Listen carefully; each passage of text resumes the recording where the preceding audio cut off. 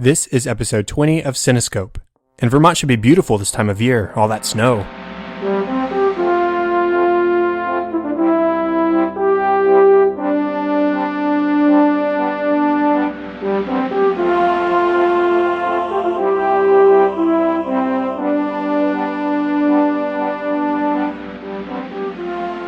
Welcome to Cinescope, where our goal is not to criticize or to assign ratings, but rather to celebrate the movies we love, exploring story, characters, music, and relevance to the world around us.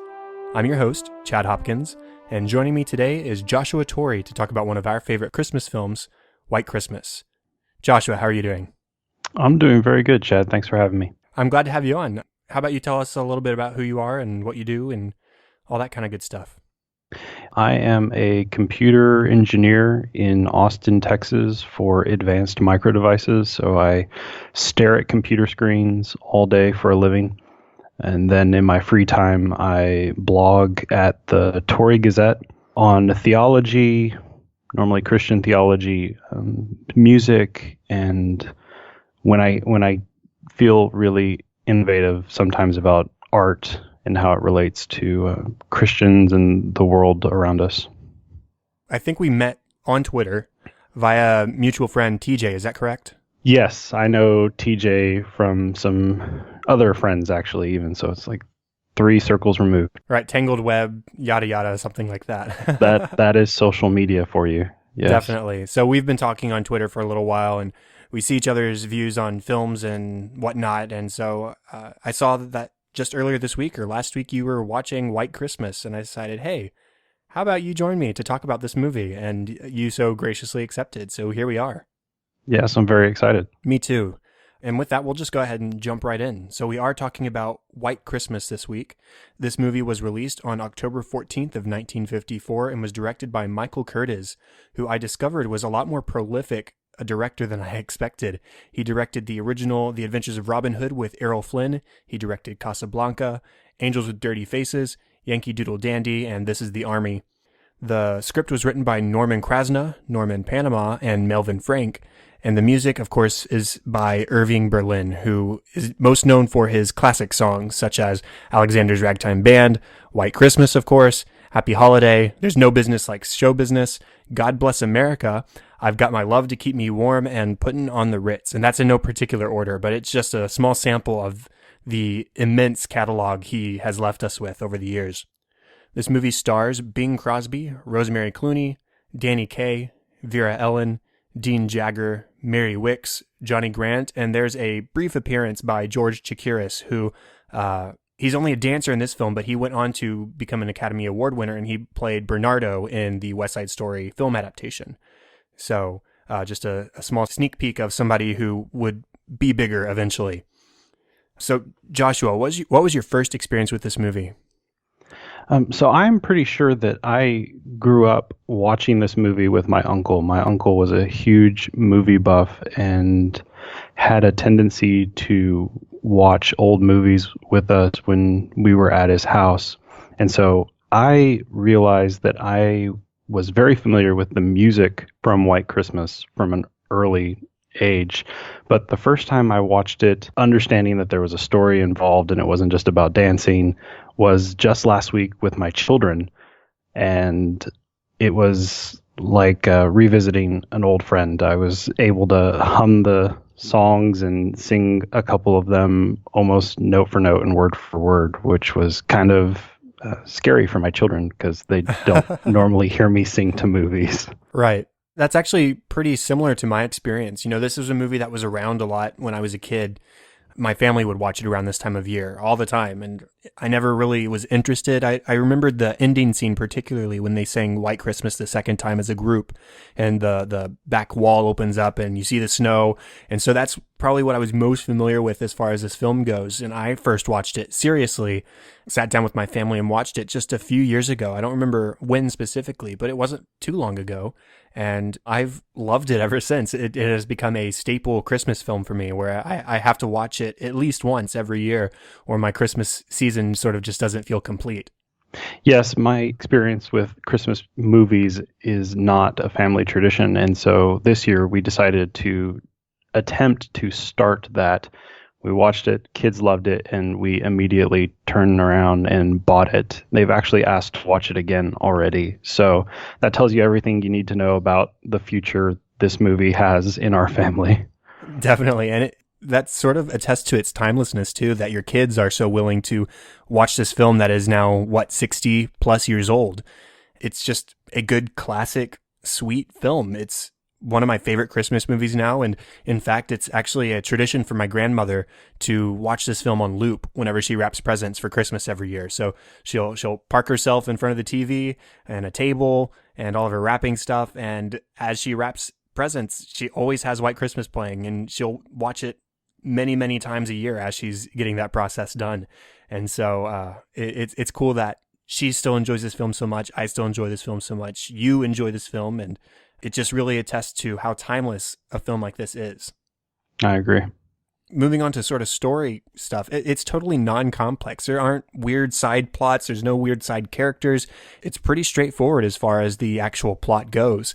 It's about friendship and love and generosity, and it's an idyllic Christmas kind of movie, like love, friendship, generosity. That's what Christmas is about. And so watching this movie, you really feel in the Christmas spirit. I agree completely. I mean, it's very predictable. I think if you're wanting to use mildly derogatory language, it's a little bit cheesy and corny. The characters are, there's no real shadiness. There's no real backbiting or even serious conflict. Everything, in the movie is mistaken intent, but you realize as a viewer of the movie that everyone's really a good person in the movie. And so it communicates story of conflict and resolution and relationships without a lot of the negativity that you find as movies have progressed towards, our more modern cinematography. It's definitely no Die Hard Christmas movie. No. And it's just a story between people. There's not a good guy. There's not a bad guy. It's just people living, reacting to each other, forming relationships with each other. And I think that makes for a really great film. There doesn't need to be a bad guy for there to be conflict. The conflict here, like you said, is misunderstood intent or lack of, or even just miscommunication. And I think that works really well in its favor, that it's not trying to do too much here. It's just telling a story, and it's a simple story, and that's perfectly okay. Yes, I think it makes it more relatable. Real life, most of us experience conflict between people we know, we care about, we love, and we grow to love because of the conflict. And this encapsulates that and makes it's a human movie. It is endowed with the human spirit and relatableness. I agree. And the songs and the music in general are just delightful. I love that they take the time to slow down the story just to give us a visual and auditory treat. Where sometimes, yes, the song is progressing the story, like Snow. Well, Snow, not so much. Maybe more like Count Your Blessings, progressing the story and forming relationships in that scene. But a lot of the time, we're just seeing slices of the show within the show. And I think that's great, that they feel confident enough in their film that they sort of slow things down, let us just enjoy the show. And so there's some great dance numbers in here. There's some great song and dance numbers in here. And everybody puts on a great stage performance here within the movie. Yes, my kids are actually all under the age of 5 years old. And the fact that they would sit down and sit through the entire movie watching it and paying attention is a testament to the impact that those choreography scenes and the songs have on the entertainment value of the movie. It's not something that you have to be paying attention to every single word to understand how things are moving. You get to just kind of sit back and enjoy it. You're being entertained by great dancers and great singers, and that's wonderful. Right. And I think part of the sort of intensity of the scenes, the song and dance numbers in particular, is attributed to the color. There's something about this movie where the colors are just incredibly vibrant and the picture is crystal sharp. And I'm not just talking about like HD quality, like Blu-ray or high definition streaming through Netflix. It's just a vibrant movie. From the blue in Bing Crosby's and Rosemary Clooney's eyes to the yellow of vera-ellen's dance dress in the Abraham dance number, or even just to the red of the costumes at the end of the film when they're all singing White Christmas on stage. It's just a colorful movie, and it really just sort of pops off the screen. Yes, the sets are gorgeous. I mean, it is a visually stunning movie for something that doesn't have, it's decades before the invention of CGI. And yet the time and effort spent to make sure that the costumes and the colors are picked out to contrast with one another so beautifully. I mean, it carries over. It's something that can stand the test of time because it is real. It's done artfully, and it's pretty incredible to watch. Definitely. What else about the story do you like? I like the fact that the story is simple, that the characters are given time to develop with each other as normal people, and they don't get lost in the story. Sometimes a story can become so complex that the characters feel as if they're there to further the story, which has an agenda.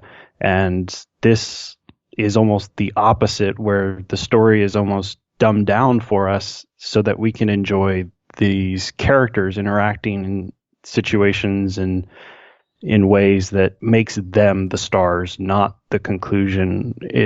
It's time with them that makes it valuable. There's a playwright named Anton Chekhov. I'm sure you've at least heard the name, but what characterized his plays, or at least the plays that I'm familiar with, were they were just literally like slice of life plays. There wasn't necessarily a story being told. There's definitely a story in White Christmas, but in these plays, it was just you took a segment out of these people's timeline and you watched them within that timeline, and that was the play. And there's a little bit of that going on here, where the focus really is the characters, because the story isn't overly complex, because there's not a whole lot else extra going on. We're really able to just focus on the characters and enjoy how they foil against each other. Yes, one of my favorite authors is Jose Saramago. He is a Portuguese writer who writes a couple of different styles, and he has this very unique narrator approach that highlights just the genericness of human life and kind of glorifies how generic people can be. And this movie has a story that allows each character's quirkiness to come out and be evident without being pushy or feeling like it has to serve an agenda. Like, the characters look like they're living, breathing individuals instead of what we see in some more story-driven approaches in modern films, where you almost get these cardboard cutout characters who are obviously just there to fill in a stopgap. And this is very different than that. Yeah, and I like that you mentioned the character's sort of quirkiness, because I think something that's really unique to this film is how funny it is. And it's not like it's trying to necessarily be funny. There's the relationship between Phil and Bob, that their interplay is so great and authentic. And Phil himself is just a funny character. And it's not that he has a shtick or anything. It's just he's a funny character. He's a funny person. Just like in real life, you have a friend who's a funny person, but he's not there just to be funny. He's a person who just happens to be funny, right? And that's how Phil feels in this movie, where he's somewhat of a goofball sometimes, but he feels like a real character. And there's so much of this movie that I spend laughing, but Phil is still able to have those more grounded moments that progress the story a little bit further without having to make you laugh. Yeah, he's able to be funny. He is probably the major comedic relief of the movie, but he's allowed to have his serious conversations with multiple characters, kind of being a sounding board, especially for Bing Crosby's character Bob.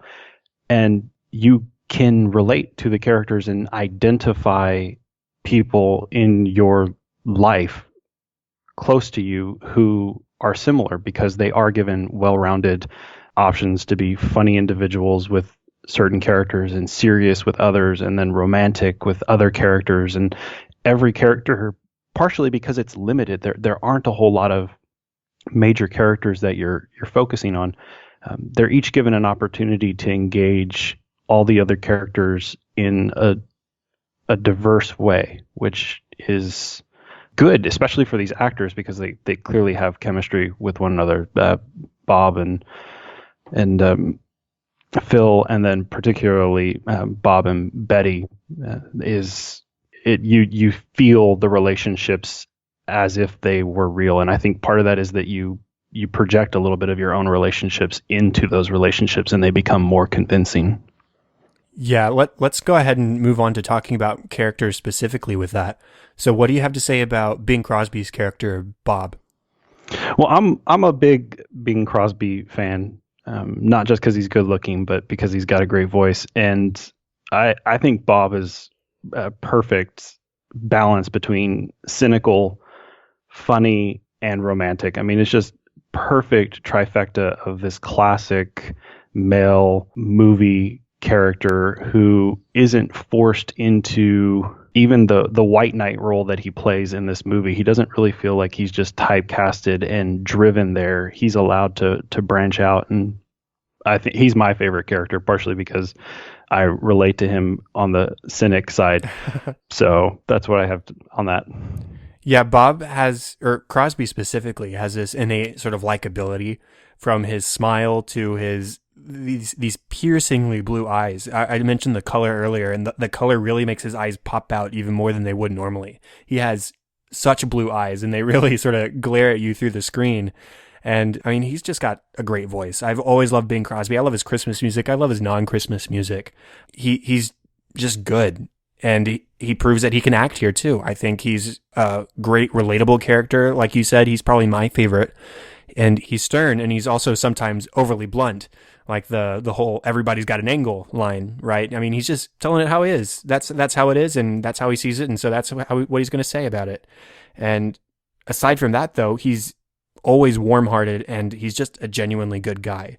No matter what Betty may think of him towards the end of the second act of the film, he is the good guy. He is doing the right thing. He's not trying to benefit off of somebody else's misfortune. He's just trying to do a good thing for a person who did a good thing for him in his life. And so I love watching his character just be a good guy and a likable guy, but also have his moments of, like you said, cynicism, sometimes being over blunt, but always just a good, likable character. Yeah, and the story itself gives him an opportunity to shoot looks at Phil and other characters that really play off Crosby's charm. And like you said, his eyes, there's a lot of facial expression and little nuanced things that he does when he's put into situations that he doesn't want to be in, which happen more than once in the movie, that really stand out. He sells them very well with his mannerisms and his body language. Right, and there are two specific scenes that came to mind when you talked about that just now. The first was when him and Phil act the role of the sisters, and they're miming through the song, and at the end of the song, Bing Crosby is just about to lose it. He's so close to breaking character, and he's having so much fun in the role. I love that, the ending of that song. And then shortly thereafter, when they're on the train, they've met up with the sisters, and they're sitting at the table, and Phil has already had his spiel about, no, we should go to Vermont. No, we're going to New York. We should go to Vermont. 2 tickets to New York, please. And at the table, the girls reveal that they are going to Vermont, and he just sort of shoots this look across the table to Phil. Oh, that's why you wanted to go to Vermont. I see it. Okay, I get it. And those two early scenes specifically, there are many more like it, but those two specifically stand out to me as just showing both the fun that Crosby is having on stage and the fun that his character experiences within the course of the film, and the fun that we can identify with. What about Phil? So Phil is the friend that I would not want to have, that would annoy me to no end, which is why I relate to Bob. I mean, you're talking about like a go-lucky guy. Everybody has a friend like this. Everyone wants to have a friend like this and doesn't want to have a friend like this. And so I think he provides, as I already mentioned, the most comedic relief, not just in what he says, but in how the other characters relate to him, not just his egging on of Bob, but also his witty lines that kind of slide under when people don't interact with them. He gets some good little one-liners in, very intelligent one-liners, but then also his interaction with Judy as a love interest is kind of unknowingly wooing her, but also intentionally wooing her, just kind of reminds you of this individual who's flying by the seat of his pants, doesn't always know what he's doing or if it's going to turn out well, and he doesn't really mind that he doesn't know. Life is an adventure and it's exciting for him, and I think that is refreshing. It's unlike any of the other characters. I think he's the most unique character in the movie, and that makes him enjoyable in almost every scene he's in. He's an opportunity seizer, and he doesn't always think through the decision before he jumps into the opportunity. Yeah. And that contrasts him specifically with Bob, who is very much a thinker and is trying to plan ahead and plan his next step. But Phil is like, oh, I want this to happen, so I'm going to do this. And then, much to his chagrin, maybe shortly thereafter, things go south for him. But hey, at least he took the leap. And he's a fun character for that because he's impulsive and you don't really know how he's going to react.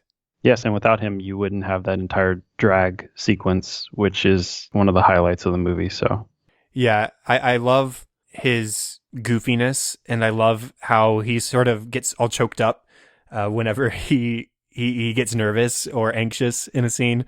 So he'll stutter over his words, or he'll say "sir" a whole bunch of times in the case of speaking with General Waverly, and then as he reaches the end of his little scene, he'll sort of crack his voice, and it's always funny. No matter how many times it happens, I always laugh when he cracks his voice because he's just feeling anxious in the moment. Yeah, the entire scene at the end, near the end of the movie, where he is faking an injury, and if you listen and you're paying attention to every single word he's saying, you end up just kind of laughing and shaking your head because it's intelligently written to be funny without being overtly just kind of slapstick or pointedly funny. The words he uses and the added sirs and his whole body language, it's great. One line specifically in that scene that always makes me laugh is he says something to the effect of, "It's just a small internal muscular hemorrhage," or something like that. Yes, like how many more words could we tack on to just make this seem ridiculous? Yeah, it's great. Yeah. Now, what about Betty? Or well, let's go back. Let's talk about Judy real quick first, because she's sort of like the female version of Phil in a lot of ways, though not quite as impulsive, not quite as goofy, but they do share many similar characteristics, and obviously they're paired up. I think her character is probably given the least time to develop of the main four. I mean, obviously, I believe Vera-ellen, particularly being used for dancing ability in a couple of the choreography scenes, and her relationship to Phil and her relationship to her sister seem very similar to me, in that she is kind of just, I'm going to get what I want to get, and that aligns with a good relationship with her sister, and it aligns with pursuing Phil, who I don't always know is aware what's going on because of the way his character is. And so, she's got one scene in particular where she's being very aggressive with Phil, and you see all of her character kind of right there in that scene of getting what she wants, being a little blunt and coy at the same time. And it's really the high mark for her character is when she's trying to convince Phil to propose to her. For starters, she is a fabulous dancer. I love all of her dance scenes, specifically the Abraham one, which that name isn't specifically mentioned in the film, but it's the last dance scene, I think, with her wearing the yellow dress. I love that dance scene. That's my favorite one in the film, I think. Both her and her sister Betty are strong female characters, but Judy is a little bit more willing to or inclined to act impulsively. And like I said, she's definitely a female version of Phil in this respect. She's kind of mischievous in that regard, from the letter from her brother, quote unquote, in order to get the Wallace and Davis to come to their act in the first place, and the fake engagement halfway through the film where she's just trying to sort of nudge her sister along. She's almost manipulative in that way. Yeah, she's almost, at least the way I understand it, she's manipulating Phil and her sister at the same time, which is high marks for her attempting that. Definitely. And now for Betty herself, I mean, Rosemary Clooney is both gorgeous in looks and in voice. I can't think of a better female singer to pair with Bing Crosby, because they sort of really complement each other in that way. Their duets are really good, from Count Your Blessings to White Christmas at the end. She's just wonderful in this role. And she's not interested in taking nonsense from anybody, even if it's Bob, who could, further progress her career. He could make her famous if he wanted to. And she doesn't let that stop her. She's going to tell it like it is. And I really admire that about her character. Yeah, her song, and I guess I would call it even a solo, Love You Didn't Do Right By Me, is one of the few songs that I feel really kind of, it doesn't drive the story, but it drives home the development of the story for her character. And it's one of the standout scenes of the entire movie because it gives her an opportunity with close-up camera work, because she is gorgeous, the opportunity for her voice to shine above everything else. But it really does kind of lay out her, as you've already mentioned, her no-nonsense approach, and yet her developing tenderness towards Bob, which she didn't expect. The first time they meet, they're very happy to dwell on the fact that they're not going to see each other again. And even from that point, that this is going to be a fun turn for both of their characters. And while Bob's is good as well, his affection for his friend Phil kind of already shows that he's a little bit of a softie. And for Betty, her movement towards Bob and her deep affection for him to be hurt by their misunderstanding really brings her character to full life, especially when she starts singing about it. Right. And I think that scene in particular definitely does show development. Like you said, it shows that she is hurt by Bob, but it also shows because she actually tries to call the song off because she sees Bob in the audience right before she performs it. And she says, oh, maybe I shouldn't do this. So it shows that she's, in a way, not vindictive. She was singing the song to express herself and express her feelings and her hurt in the moment. But when seeing Bob was there, she didn't really want to subject him to her negative feelings towards him, I should say. It's a dual purpose song there where, yes, it's showing she's hurt. She has moved on. She feels for this guy, but he hurt her, so she's letting him go. But at the same time, she doesn't want to be overly antagonistic towards him to his face. Yeah, exactly. And I love that in that same scene, she does show her soft side, and she shows her soft side elsewhere too. She may be sort of strong-willed, but she admits when she misjudges character by coming back in order to perform with the show at the end of the film. And she, of course, shows tenderness towards her sister. After the fake engagement, she sits there crying in bed because, hey, that's sort of the end of this life that I've come to live and our partnership, and now it's time for me to move on my own. And you see her crying in bed and sort of not replying to her sister who's trying to have a conversation with. She's hurt in that scene too. So even though we do see her being sort of strong-willed and definitely no nonsense, we do see her tender side, both in that scene where she's singing Love Didn't Do Right By Me and when she's laying in the bed crying after learning that, hey, the act is over. Yeah, and I don't have anything to add to that. You hit it on the head. What about last character, I think, General Waverly? So his character really is the linchpin for an important portion of the story. He kind of acts as bookends at the front, where we get a rendition from Bing Crosby of White Christmas, and then he acts as kind of the culminating tie at the end as they provide a surprise for him, providing probably the most emotional moment of the movie in the honoring of him and his career. And I think that provides a level of continuity to the movie that might otherwise be missing. But then his interaction with the characters, a little bit of like an under the skin probing. He almost seems to be, if there's a meta character, he's that meta character who people can't quite fully pin down because he is just a little bit more of a character with regards to his being a commanding officer, and then his being a owner of a inn while serving it faithfully, and then being the person that ultimately everyone wants to respect and honor. He just seems to be that character that digs a little bit deeper in his interaction with everybody else. His character itself I'm not sure gets fleshed out as much as it could, but he provides a good foil to everybody. Right. I think you summed it up pretty well. I really didn't have a whole lot to say about him specifically. I do think that seeing the parallels from the beginning of the film where they're singing White Christmas and follow the old man wherever he wants to go, to the ending where the same thing happens. I do enjoy that sort of parallelism and seeing how he actually has a sort of individual moment with multiple characters. Probably all three of the main characters, with the exception being Judy. I don't know if they have a moment together, but I just love that he's a kind old soul. He's stern, but he's kind. He's like the ultimate nice general, right? Like a general has a duty to be stern to his troops and to make sure protocol is followed and stuff like that. But at the same time, he shows tenderness. He almost a sort of fatherliness to his troops, and he shows that he genuinely cares for them and for their well-being.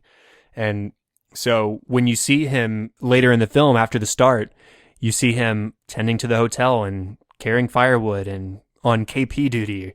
You really sort of root for him in his misfortune, because that really is the situation he's in right now. He's at a ski resort with no snow. So, I mean, what kind of position does that put him in? We root for him because he's just a likable character. He's a sweet character. And then seeing his response at the final scene where he's walked in, he's in uniform, and all of a sudden everybody stands up and applauds. And there's just several seconds, almost half a minute probably, where he just stands there and sort of soaks in the applause, and you can see how it's emotionally affecting him. And I think that's just, like you said, one of the more emotional scenes of the film, and it works really, really well.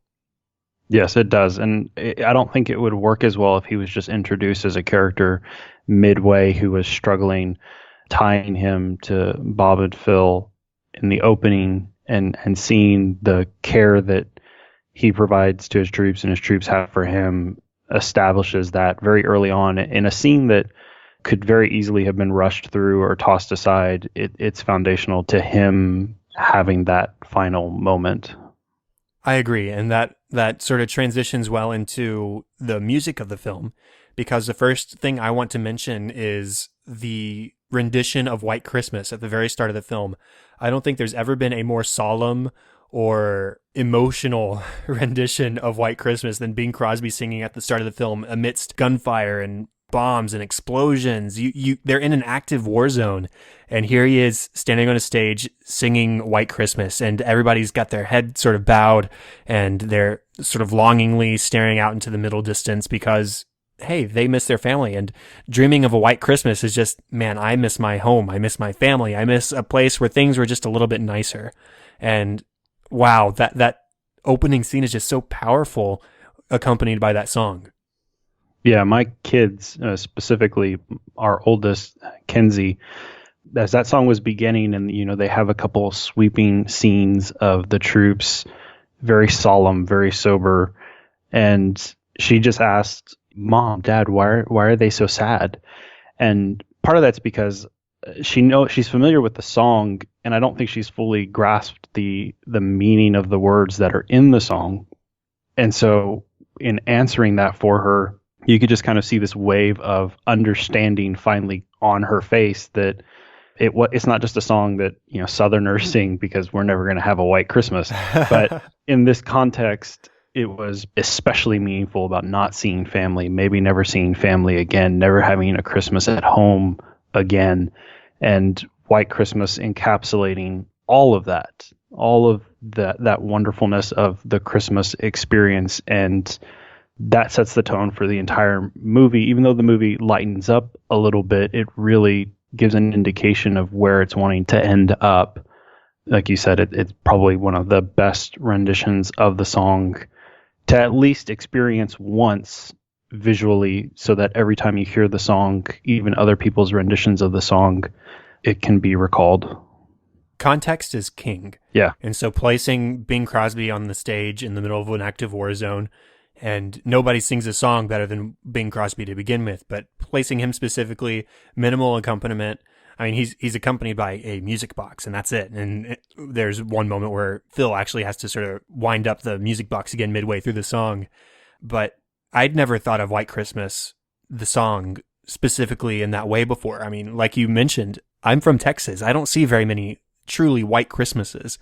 I've always just thought of it as a song about, hey, I want snow at Christmas, but this just brings so much more meaning to the song, and I really appreciate that meaning. Now, I don't know if I'm going to be picturing that opening scene when I hear the Drifters version in Home Alone, but but aside from that, if I hear Bing Crosby singing this song, I'm always going to go back to that scene and just thinking about troops not being able to spend the holidays with their family. Yeah. And how harrowing isn't the right word, but it sort of evokes the right emotional response. Harrowing that song can be when put in the proper context.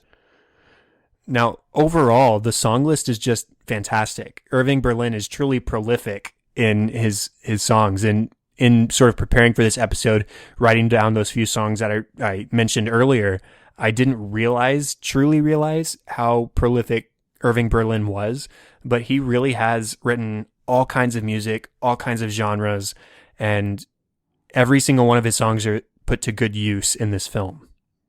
Yeah, he knows how to write a song. Gotta give him that. The guy, to sell it mildly, he clearly knows how to write a song, and even the tracks. I mean, not even including his whole career, which I'm familiar with because my wife just absolutely adores him. But as you mentioned, even within this movie, the diversity of the tracks is pretty phenomenal. I'm not sure if he had any accompanying writers or if he was solely responsible for every single track, but the mood of the songs is widely diverse. I'm a big person for vocal timing, and his vocal timing for enunciation and enumeration and finishing off of sentences is just absolutely wonderful. Count Your Blessings Instead of Sheep is just a great song, period. I really love Gee, I Wish I Was Back in the Army. I think it's funny and humorous, but it completely shows off a creative spell. I think it's hard to make funny that concept, but it goes over really well. Yeah, I can't think of any songs in this movie that I just don't like. Yeah, there are a couple that are maybe slower, that maybe don't capture my attention as much as others do, but overall, all the music in here is quality, and all the singers are top-notch. Unfortunately, Vera-Ellen isn't a singer, so I don't think we actually hear her specifically sing in this film, but Rosemary Clooney, Bing Crosby, and even Danny Kaye. Maybe Danny Kaye doesn't have the same level of finesse as the other two, but all three of them are immensely talented, and all of their songs come across extremely beautifully. And aside from White Christmas, I think Count Your Blessings is probably my favorite, and I also really like, I don't know the specific track title, but We'll Follow the Old Man Wherever He Wants to Go. I think it's just called The Old Man. So I really like the song The Old Man as well. I think Vera does sing a little bit on Snow. I'm not sure if that counts as a song just because there's so little to it. I'd have to look at notes to see if she actually sang it or if someone dubbed over for her. But you're right. She wasn't given many opportunities to shine in the singing department, but she makes up for it more than ever in her dancing. Definitely. In fact, something I learned just yesterday was the Sisters song. Both parts in that song are sung by Rosemary Clooney. Even though Vera-Ellen is moving her lips, of course, both of the parts sung that we hear in the film are sung by Rosemary Clooney. Yes, I was familiar with that because my wife is a nerd and knew it. Anything else to say about the music? No, other than, that it captivated my children and they were excited about the songs, and that says a lot about music in a time where music has been pushed back towards soundtracks, and soundtracks are incredibly important in all movies, but it was nice to see the music take a front role and really excel, not just be a part of the movie, but truly add to the movie. I think about another one of my really guilty favorites, Some Like It Hot, where the music's in there and it kind of develops the movie, and it's kind of okay. This is completely different. The music takes over the movie whenever it's occurring, and it does that in a good way. The last thing I would probably say about the music specifically is that this is a jukebox musical. This is one of the best examples of a jukebox musical because, a lot of the times jukebox musicals, like Across the Universe is a recent example where they took Beatles songs and then they try and fit a story within those songs. And it doesn't entirely work. There are elements of that film that do work, but overall the story is kind of messy. And so I love that, most of these songs by Irving Berlin weren't written for White Christmas. In fact, White Christmas itself, the song, was originally heard in the film Holiday Inn starring Bing Crosby and Fred Astaire. And so I liked that they didn't try and create a story based around the songs. They made a story and then they fit the songs in where they thought it appropriate. And thankfully, Irving Berlin is sort of prolific enough that wasn't too hard. He had a song just about for everything. Yeah, and it's a good testament to the movie that they weren't afraid to let a song just stand as a song. Right.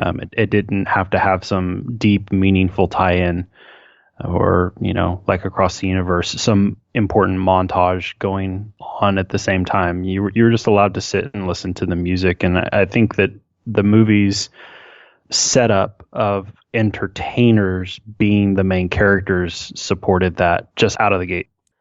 Now, let's go ahead and move on to the sort of relevance of this film. Now, we already talked about how it's not overly complex. There's not a whole lot of incredibly deep meaning here, I wouldn't think.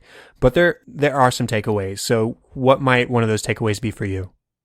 I think one of them is to kind of latch onto the beginning and end of the movie, the respect for the commander in general, and the sense of honor and pride of serving under somebody and then in a real world experience serving somebody. This idea of honor and respect being a motivating good thing that brings people together is an important theme in general, but it's also what leads to the conflict. The idea that Crosby's character Bob would be doing things for selfish reasons instead of thinking of others is what leads to the only conflict of the movie. And so that concept of respecting and honoring is, to me, the highest import of the movie.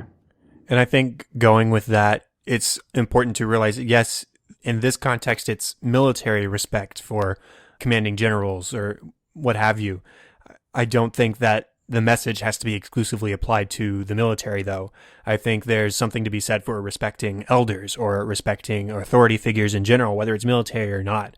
Definitely finding respect for those who have served and treating them with kindness and not acting selfishly in their presence or whatever it may be, but just applying it to all walks of life. There are older people who deserve respect. There are younger people who deserve respect.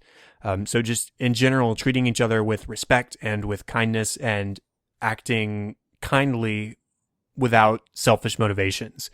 Bob obviously talks about how everybody has an angle, but he sort of contradicts himself by going through the whole rest of the movie. This stage act in Vermont wasn't a selfish act in the end. It was all about making General Waverly feel good, feel respected, and feel remembered. Nobody's forgotten about him just because the war's over and because everybody has moved on with their lives. Yeah, I agree. And I think also going along with treating each other with kindness is sort of just don't assume. Talk to people, communicate, because that, as you said, is sort of the main conflict of the film, because Betty misunderstands or only hears part of the conversation that Bob was having with Ed Harrison. And so she assumes that he is acting selfishly. And obviously that's not the case because we heard the whole conversation. She heard part of it. And so if you have any qualms with somebody, if you have any issues with somebody, talk with them about it. Don't just make assumptions and go off and do crazy things or just cut them out of your lives. Communicate and you will benefit from that. Yes, don't use phones to spy on people. It's a short moral takeaway because it leads to conflict. Definitely. Do you have any other sort of major takeaways? I think that one of the kind of subversive elements is the importance of family because, Phil's whole driving point in the movie is to get Bob a family. And there definitely is this sense of, well, he's just doing it because he makes a joke about wanting time to himself, have 9 kids, spend 5 minutes with each kid, and I'll get 45 minutes of a break from this business that he's brought Bob into, and Bob's kind of gotten out of control. But he has this really witty sentence that I'm not going to be able to repeat, so I'm just paraphrasing, which is that he shouldn't wait to get a family to the point where there's not a family worth getting. And that is this kind of underlying friendship focus of he needs people in his life to center him and move him away from this obsession with work. And it's a part of the story that doesn't fully get developed. Bob's obsession with work, we see hints of it, but it can kind of get lost that that's the real drive of the entire movie. Phil launching them into all these silly situations is getting Bob a spouse who he can love and grow old with and share things together with. And so the conflict comes when you see he has found that, and oh my goodness, he might lose it over a misunderstanding about who he is and what really matters to him. And he gets the opportunity to turn around and say, no, what really matters to me is respect, honor, love, and relationships. And so I think that that's a general theme that is kind of in all the characters, but particularly in that reconciliation of Bob and Betty. Yeah, I hadn't thought about that too much, but you're absolutely right. And I think it could pretty well be summed up as find someone you love more than your work, right? Find people you love more than your work, whether that's actual family, whether that's friendship family, and separate yourself from your work every now and then so that you can enjoy the time you spend with those people.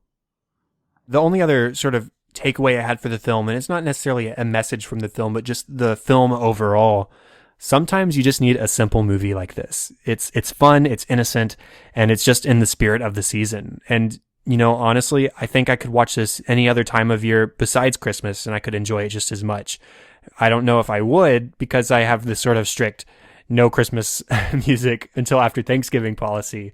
But the feel of the film and the spirit of the film definitely is something that I think I could always enjoy watching. And whether it's Christmas or not, just like popping it in and sitting down to watch it every now and then. Yeah, especially on one of those really weird days in Texas when you're like in June or July, because these do occur. I know, and most people presume that it's just like 100 degrees all the time, but sometimes even into middle of June, we'll get a reasonably cold day for Texas weather. And I could definitely see that kind of Christmas in June, oh my gosh, it's in the 50s, let's put on White Christmas kind of feeling in our house. And you're right, it wouldn't be out of context at all. No, it's just a good feel-good movie. And with that, do you have any sort of final wrap-up thoughts about the movie? None, other than just encourage everybody to watch it if they somehow haven't. I mean, it's just, like you said, it's so simple. You're not sitting there trying to capture some complex plot, and yet it's very intelligently written, and you're stimulated, and it's got a good just general personification of all the characters, and you feel good watching it. It's a well done feel good movie. It's a true Christmas classic. It's right up there with It's a Wonderful Life and the original Miracle on 34th Street. It's a must watch for me every year, at least once, and usually even more than just once. I don't really get tired of this film because it's not entirely breakneck pace, story driven, and it does take the time to slow down and put on a dance number and sit down and let's sing a song, and not really progressive plot. I think you can just sit down and put it on in the background and enjoy just the feeling of Christmas, and you don't really have to pay that much attention to it every time you watch it, but you can watch it multiple times and I don't think you'd get tired of it. I agree. And with that, I suppose that wraps up the official 20th episode of Cinescope. Thank you so much, Joshua, for joining me. Yeah, thank you for having me, Chad.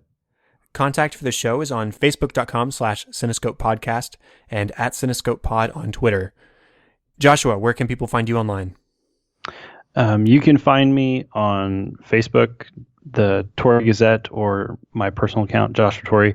I'm on Twitter at Ben Noon. That's BENNUWN. And then the TorreyGazette.com. Great. The best place to find me is on Twitter at Chadadada. That is CHADADADA. and on facebook.com/chad.hopkins. And all of the show notes, all of the contact information to find me and to find the show and to find Joshua, of course, can be found on the website at thecinescopepodcast.com. And that is all for this week. Once again, thank you so much, Joshua, for joining me. I've enjoyed having you and talking to you on the show. Thank you, everyone, for listening to episode 20. I'm Chad Hopkins. This was Cinescope, and we'll be back next week with episode 21. Have fun and celebrate movies.